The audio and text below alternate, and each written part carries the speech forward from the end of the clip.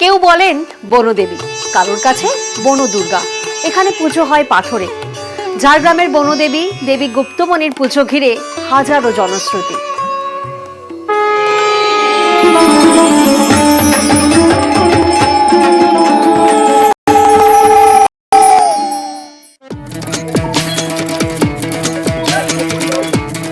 বনদেবী গুপ্তমণি জঙ্গলের রক্ষাকর্তা বিধাতা, দেহাতি মানুষের আশ্রয়স্থল, দুর্গা দুর্গতি নাশিনী।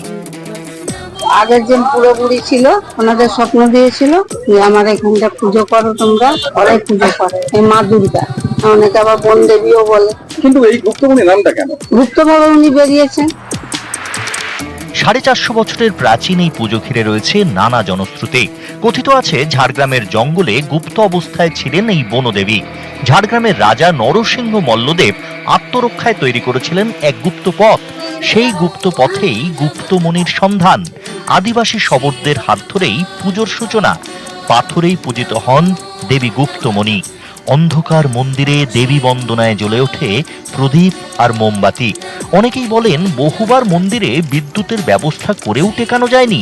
কোনো এক অজ্ঞাত কারণে প্রতিবারই বিদ্যুৎ সংযোগ বিচ্ছিন্ন হয়ে গেছে। আমাদেরই স্বপ্নের ঠাকুর মা বুড়ি স্বপ্ন দিয়েছেন। মা বুড়ি স্বপ্ন দেওয়ার পর সকালবেলা এসে বেলপাতা ফুল দিয়ে পুজো করে। মানুষ প্রচুর ভিড় হয়, অনেক দূর দূর থেকে লোক আসে। ভোর 5টার থেকে শুরু হয়ে গেল আপনার রাত 10টা পর্যন্ত। মা যার হাতে সন্তুষ্ট হবে তার হাতেই পুজো নেবে। এর আগে তো আমরা এখানে জেনারেটর দিয়ে লাইট দেওয়ার ব্যবস্থা করেছিলাম, তো লাইট আপসুটে বন্ধ হয়ে যেত জেনারেটর।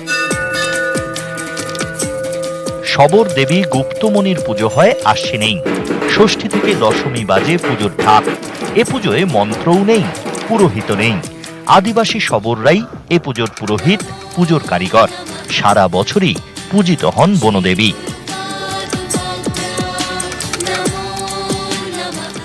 ঝাড়গ্রাম থেকে রাজু সিং, নিউজ 18 বাংলা।